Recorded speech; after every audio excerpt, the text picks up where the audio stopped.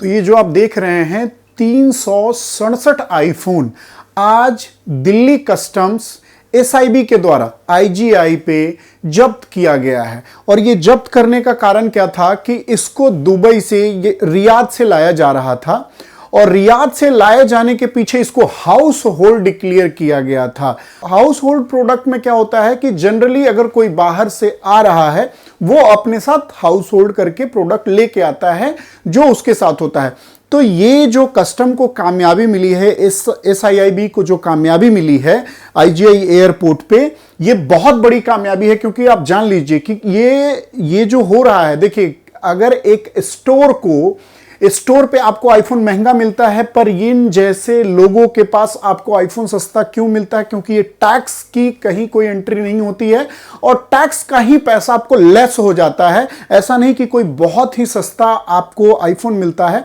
तो अभी हम इस पे बात करेंगे कि ये कैसे हुआ है और ये इसके पीछे क्या कारण है और ये क्यों होता है। तो आइए हम जानेंगे। जैसा कि आप ये देख रहे हैं, देखिए जो एक्चुअल पिक्चर है ये एक्चुअल का है जो एसआईआईबी के द्वारा ये ट्विटर पे डाला गया है। आप ये देख लीजिए, ये जो देख रहे हैं आईफोन 10 है। आईफोन 10 सबसे ज्यादा है इसमें। ये देखिए एक्चुअली ये बॉक्स पैक नहीं होता है, इस तरह का होगा कवर और इसके अंदर फोन होता है। जो बॉक्स होता है वो जनरली इंडिया में बनाए जाते हैं। बहुत सारे जो डब्बा मैन्युफैक्चरिंग कंपनी है वो बॉक्स बना करके इन लोग को देता है और ये लोग क्या करते हैं, ये ऐसे आईफोन लेके आते हैं। ये देखिए जो ये है, जो 12 और 12 प्रो है, ये जितने भी देख रहे हैं 12 और 12 प्रो, ये तो बॉक्स पैक के साथ है, ये बॉक्स पैक के साथ है। बट ये 10 और ये जो 10 आईफोन है ये बॉक्स पैक के साथ इस वजह से नहीं है कि अगर ये बॉक्स पैक के साथ होगा तो इसका जो वॉल्यूम हो जाएगा काफी हैवी हो जाएगा। क्योंकि अभी एक कार्टन में देखिए कितने सारे आईफोन हैं। ये आप देख रहे हैं इतने छोटे से कार्टन में कम से कम 100 आईफोन होंगे।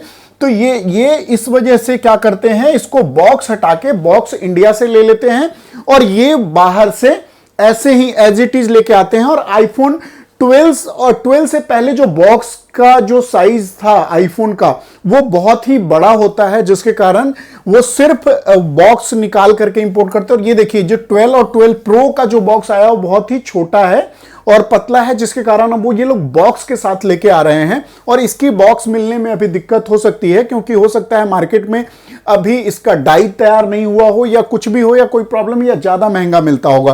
तो अभी हम आगे चलते हैं। ये देखिए अगर लीगली आप ये देखिए ये एसआईबी के द्वारा पोस्ट किया गया है 367 iPhone various model having market value 3.19 crore. तो ये देखिए इतना बड़ा कस्टम को कामयाबी हाथ लगा है। और देखिए जनरली अगर इसको लीगल वे में किया जाता तो क्या होता और लीगल वे में क्यों नहीं किया, जिसने भी ये काम किया है उसने लीगल वे में क्यों नहीं किया है।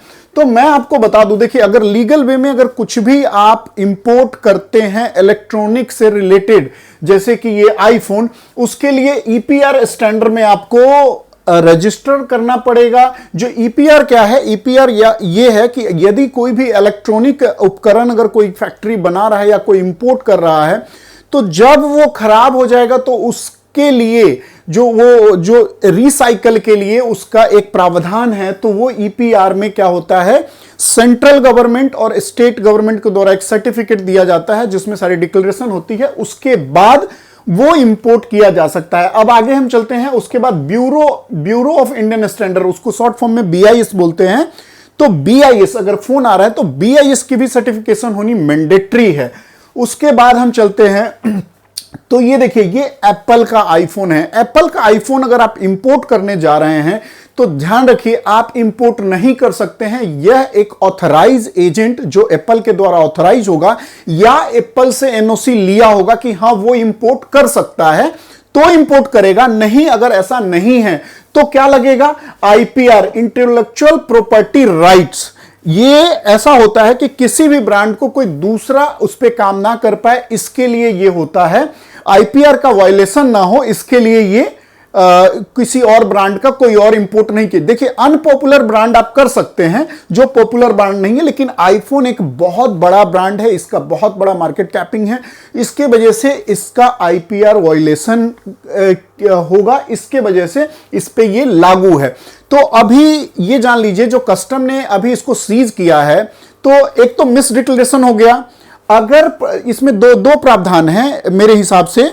देखिए, अगर कोई मिस डिक्लेरेशन होता है, तो मिस डिक्लेरेशन होने के बाद अगर उसके पास सारा प्रूफ है, अगर वो लीगल है उसके पास, जैसे मान लीजिए कि अगर जैसे अभी तो वो मिस डिक्लेरेशन करके ला रहा था, अगर 1% हम मान लेते हैं कि उसके पास इसका बाय परचेज बिल है, उसके पास आईपीआर की रजिस्ट्रेशन है, ब्यूरो ऑफ इंडियन स्टैंडर्ड का सर्टिफिकेट है, और आईपीआर इंटेलेक्चुअल प्रॉपर्टी का मतलब उसके पास राइट है, तो क्या हो सकता है, इस पे फाइन पेनल्टी आरएफ और पीपी दे करके निकाला जा सकता है। तो लेकिन इस केस में क्या होगा, इस केस में ऐसा नहीं होगा।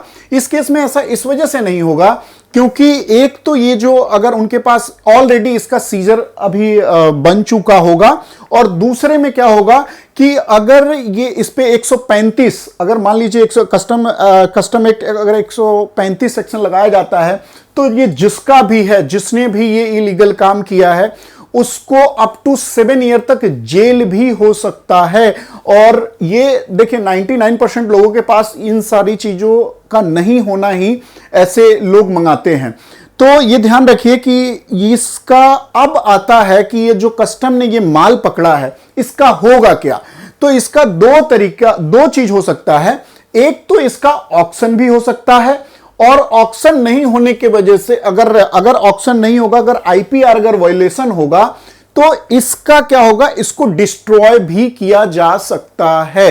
दो चीज है, देखिए, या तो ऑक्शन होगा इसका, या डिस्ट्रॉय किया जाएगा, या अगर उसके पास सारा प्रूफ हुआ तो रिडम्पशन फाइन पेनल्टी लगा करके इसको इस माल का रिलीज किया जा सकता है। देखिए, इस केस का मुझे नहीं पता, लेकिन जनरली अगर कोई इंपोर्ट करता है और वो मिस डिक्लेरेशन है, अगर मिस डिक्लेरेशन होता है किसी भी तरह से, तो उस पर रिडम्पशन फाइन और पेनल्टी लगा करके माल निकालने का प्रावधान है उसी तरह से। लेकिन इसमें वो क्या होगा, अभी इसका पूरा डिटेल इस केस का आएगा तो हम आगे फर्दर डिस्कस करेंगे।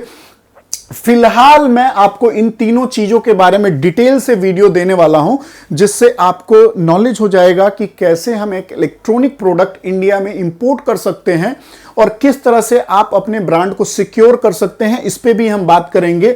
तो ये सब जो आपने देखा कि ये देखिए, ये डायरेक्ट कस्टम का पिक्चर है जो कस्टम के द्वारा रिलीज किया गया है। और इस तरह के देखिए कस्टम से जुड़े बहुत से सारे, अभी अपने पास बहुत सारे इंटरनेशनल एयरपोर्ट्स हैं जहां पे ऐसे दिन रात गोल्ड्स हो गए, और उसके बाद में ये आईफोन, लैपटॉप, बहुत सारी चीज पकड़े जाते हैं। हाँ, ध्यान रखिए, आईफोन इंपोर्ट कॉमर्शियली नहीं किया जा सकता है, पर 1-2 पीस आप पर्सनल यूज के लिए थ्रू कुरियर मंगा सकते हैं। और ये भी माल थ्रू कुरियर आया हुआ था। तो थ्रू कुरियर मंगाएंगे तो क्या होगा, आपको उसमें डिक्लेरेशन देना पड़ेगा। अगर आप प्रॉपर डिक्लेरेशन दे रहे हैं तो वो आप 1 पीस या 2 पीस मंगा सकते हैं, लेकिन उससे ऊपर कोई कमर्शियल पर्पस के लिए यदि आप मंगाते हैं तो ये तीनों चीजें आपको चाहिए होगा। और भी इस तरह के न्यूज के लिए आप जुड़े रहिए मेरे साथ और देखते रहिए इंडिया इंपोर्ट एक्सपोर्ट। हम आपके लिए इसी तरह के इंपोर्ट और एक्सपोर्ट पे इंफॉर्मेटिव वीडियो लेके आते रहेंगे। देखिए, ये वीडियो जो है वो ओनली एजुकेशन पर्पस के लिए है, ताकि कोई दोबारा ऐसा काम ना करे। और दोबारा देखिए, जो पैसे कमाने का शॉर्टकट जो फॉर्म है ना, ऐसा कुछ नहीं होता है। तो प्लीज ध्यान रखिए, आज जिसने भी ये किया, जितना भी पैसा कमाया होगा, ये जो भी है, ये फर्स्ट टाइम ऐसा नहीं है कि इसका कंसाइनमेंट पकड़ाया। हो सकता है कुछ इसने छोटे मोटे शिपमेंट निकाल लिए होंगे, उसके बाद इसको इतना हिम्मत आया होगा कि एक साथ 3.19 करोड़ का प्रोडक्ट लेके आना। आप समझ रहे हैं, तो इतना बड़ा अगर कोई कंसाइनमेंट लेके आया, इसका मतलब वो पहले भी कर चुका है और पहले भी ऐसा होता रहा है, तभी जाकर के इतनी बड़ी सांस। एक्चुअली क्या हुआ है अभी करंट सिनेरियो में कि कोविड के चक्कर में अभी कस्टम बहुत ही फास्ट काम कर रहा है, कस्टम एकदम फास्ट सर्विस दे रहे हैं, जिसके लिए उनका धन्यवाद भी बनता है। तो इसी चीज का फायदा उठा करके जो भी स्मगलर है वो चाहता था कि हम भी इसको हाउस होल्ड आइटम या कुछ भी कोविड प्रोडक्ट या कोविड के नाम पे इसको भी रिलीज मिल जाएगा और वो निकाल लेगा। लेकिन कस्टम, आप ये देखिए, इंडियन कस्टम एट वर्क, तो कस्टम काम कर रहा है, कस्टम का हर प्रोडक्ट पे ध्यान है और कस्टम ये भी ध्यान रख रहा है कि कोई कोविड और उससे रिलेटेड प्रोडक्ट का हवाला देकर के कोई हमारे देश में सेंध ना लगाए। उसके लिए कस्टम दिन रात काम कर रहा है। इसके लिए कस्टम वॉरियर को धन्यवाद और सारे कस्टम ऑफिसर को दिल से सैल्यूट बनता है। तो नमस्कार, जुड़े रहिए हमारे साथ। जय हिंद, जय भारत।